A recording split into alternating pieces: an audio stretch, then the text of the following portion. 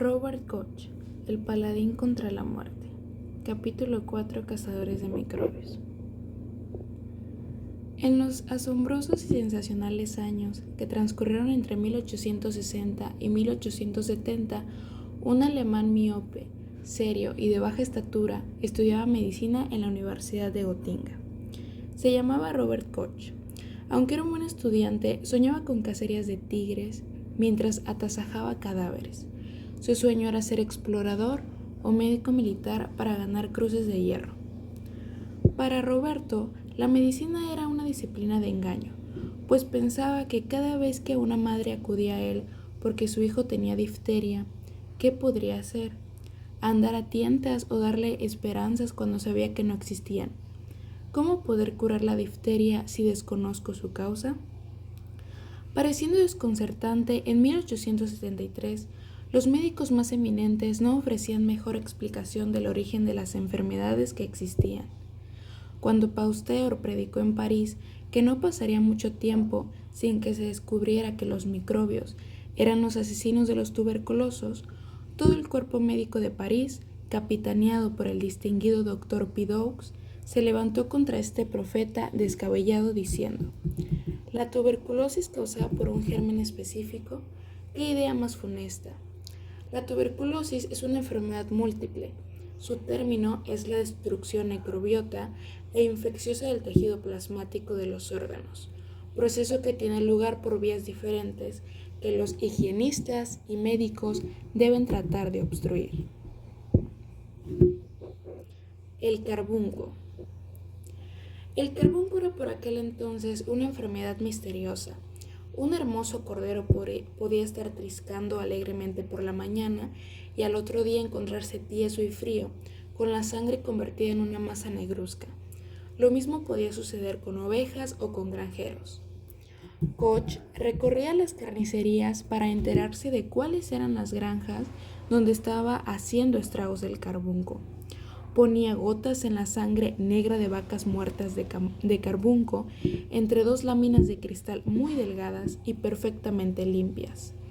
Un día, al mirar por el microscopio, vio entre los diminutos glóbulos verdosos a la deriva unas cosas extrañas que parecían bastoncitos, cortos y poco numerosos, que flotaban agitados por un ligero temblor.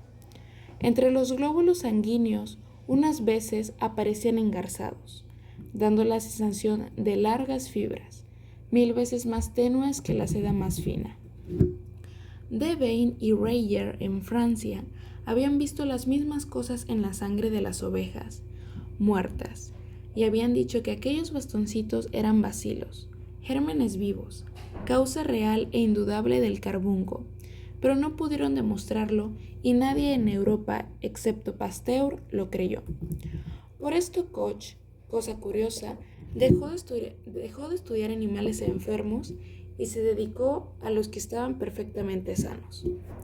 Un día encontró un procedimiento seguro para contagiar el carbunco a los ratones. Tomó una astilla de madera que limpió y calentó en el horno para matar todos los microbios que accidentalmente pudiera tener. La mojó en sangre de ovejas muertas de carbunco. Con un bisturí le hizo en la base de la cola de un ratón un corte bien limpio, en el que insertó delicadamente la astillita empapada de sangre. A la mañana siguiente entró Koch en su laboratorio casero y encontró al ratón en su jaula boca arriba, tieso y con su blancura de ayer convertida en un azul plomizo. Calentó los bisturíes, sujetó al animal a una tabla para hacerle la disección y le extrajo el hígado y los pulmones, registrando de paso los riñones. Con un bisturí bien limpio y calentado, abrió el vaso y puso sobre un portaobjetos una gota de líquido negruzco que exudaba. Pasado un rato murmuró: aquí están los bastoncitos y los filamentos, tan abundantes en el cuerpo de este ratón como en la gota de sangre que utilicé ayer para empapar la astillita. Con gran alegría vio Koch que había conseguido contagiar la enfermedad de las ovejas, de las vacas y de las personas a un animal como un ratón. Durante un mes se dedicó a realizar el mismo procedimiento para encontrar al día siguiente que sus ratoncitos habían muerto de carbunco. Sin embargo, a Koch le era indispensable ver cómo se desarrollaban los bastoncitos, cosa que no podía hacer desde el interior del cuerpo de un ratón, por lo que ingenió una forma. Para ello puso un pedacito de vaso de ratón muerto del tamaño de la punta de un alfiler en una gota de humor acuoso de ojo de buey. Con sus propias manos construyó una estufa de cultivo rudimentaria calentada por una lamparilla de aceite. En este aparato improvisado colocó 2 láminas de cristal, entre las cuales había puesto la gota de humor acuoso de ojo de buey. Los bastoncitos a la deriva habían empezado a multiplicarse. Donde antes no había más que uno, aparecía 2 ahora.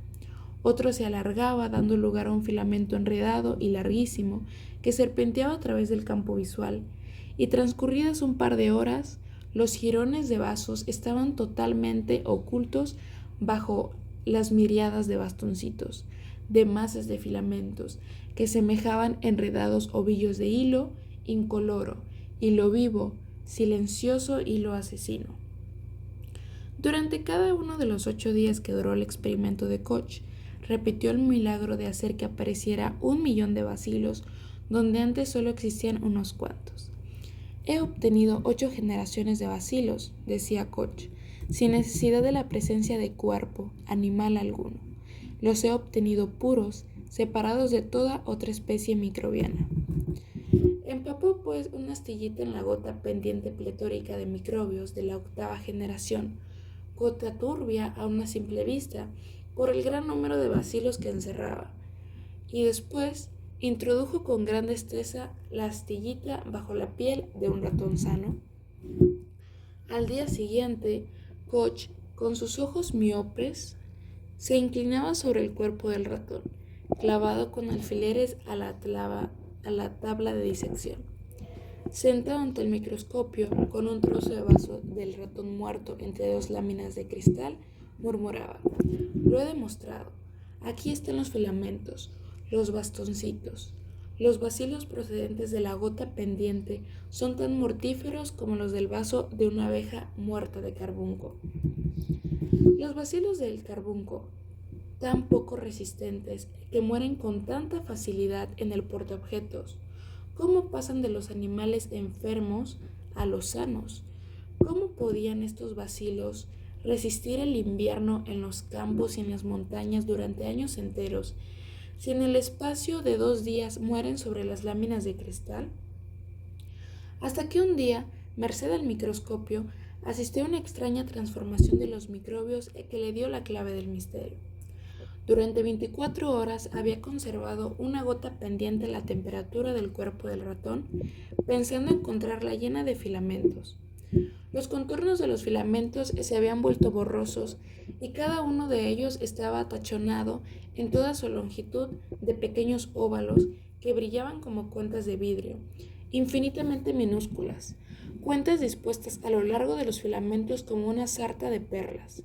Al observar de nuevo, con todo cuidado, comprendió que en las cuentas brillantes estaban dentro de los filamentos. Los bacilos se habían convertido en aquellas perlas. Entonces se le ocurrió un experimento. Tomó una gota de humor acuoso de ojo de buey y lo colocó sobre la mancha seca que había dejado los bacilos convertidos en cuentas. La sorpresa cuando vio cómo las cuentas volvían a convertirse en bacilos ordinarios y más tarde en largos filamentos, por lo que dedujo Koch que las cuentas deben ser esporas de los microbios, esa forma tan resistente que les permite soportar el frío, el calor y la sequedad. Así debe ser como el microbio del carbunco se mantiene vivo en los campos.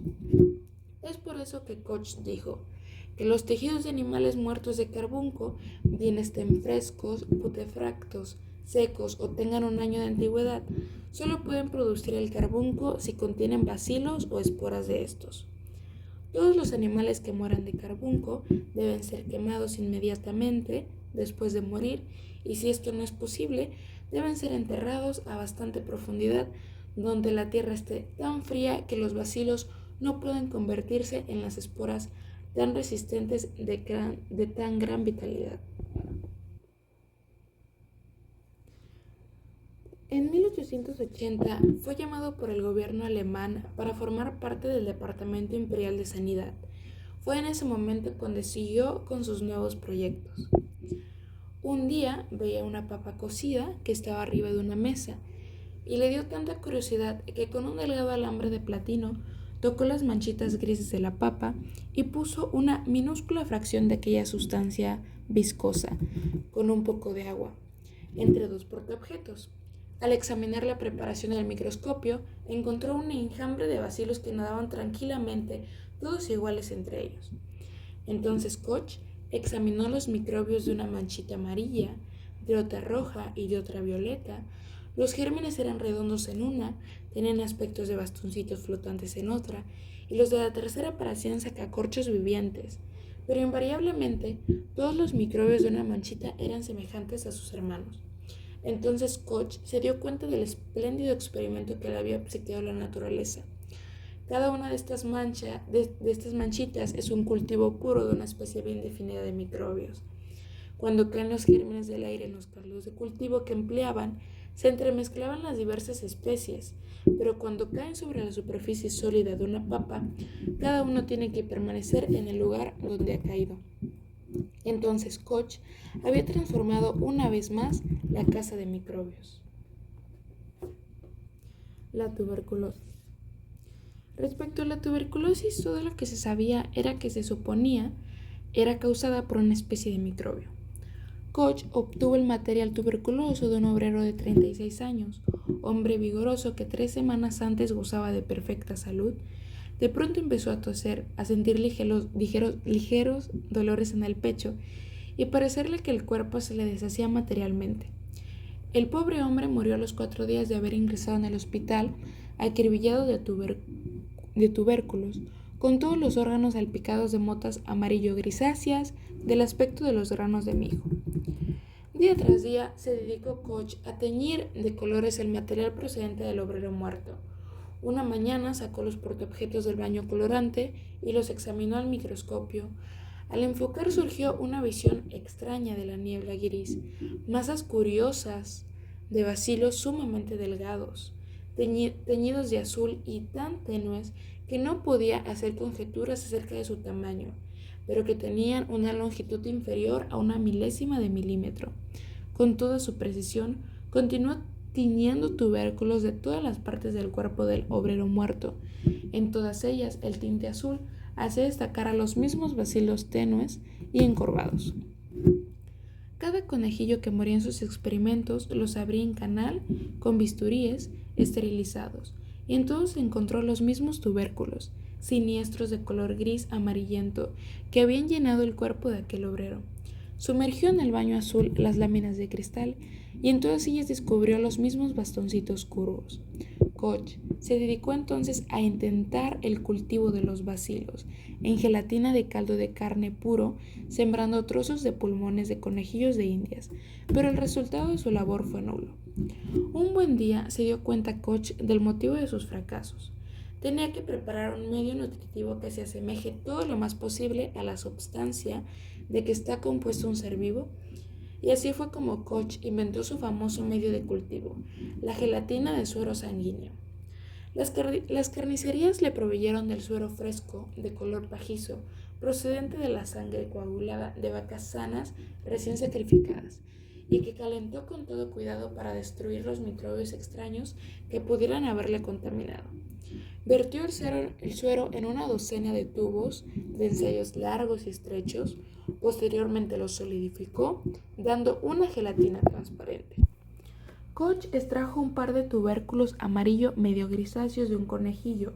Con este material, rico en bacilos y valiéndose de un alambre de platino, frotó la superficie húmeda de suero contenida en tubos y después lo llevó a la estufa de cultivo, mantenida exactamente a la misma temperatura que la del cuerpo de los conejillos de indias. Entonces, ahí fue donde se encontró a los mismos bacilos, los bastoncitos retorcidos que había descubierto en un principio en los pulmones del obrero víctima de la tuberculosis.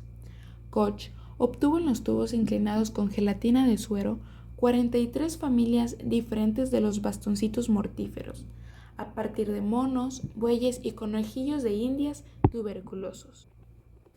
El cólera asiático. El cólera asiático había llamado a las puertas de Europa en 1883, escapado de sus escondrijos en la India. Se había deslizado a través de mares y desiertos de arena hasta llegar a Egipto y repentinamente estalló en Alejandría, una epidemia mortífera que causó pánico en la Europa mediterránea. Entonces dio comienzo una carrera entre Koch y Pasteur, es decir, entre Francia y Alemania, para descubrir el microbio productor de aquel cólera que iluminaba amenazador el horizonte. Koch encontró un bacilo, en cada uno de los 40 cadáveres que examinó. Descubrió el mismo bacilo puro en gelatina de caldo de carne y una vez que lo tuvo aprisionado en los tubos, estudió las costumbres de esta planta microscópica y malintencionada, como aparecía rápidamente en cuando se desecaba lo más mínimo y cómo se insinuaba en las personas sanas merced a las ropas manchadas por las que habían muerto de cólera. Descubrió el bacilo, en el agua pútrida de las cisternas, en torno de las cuales se amontonaban las miserables chozas de los indios tristes chamizos, de donde salían los lamentos de los que irremisiblemente morían víctimas de cólera. El cólera no nace jamás espontáneamente, dijo a un auditorio formado por sabios médicos. Ningún hombre sano puede ser atacado por el cólera a no ser que ingiera el bacilo, y este solo puede proceder de sus iguales, no puede ser engendrado por ninguna otra cosa ni surgir de la nada, y solo puede desarrollarse en el intestino del hombre o en aguas contaminadas como las que existen en la India. Por sus grandes descubrimientos, Koch recibió el Premio Nobel de Medicina en 1905. Se le considera también el fundador de la bacteriología.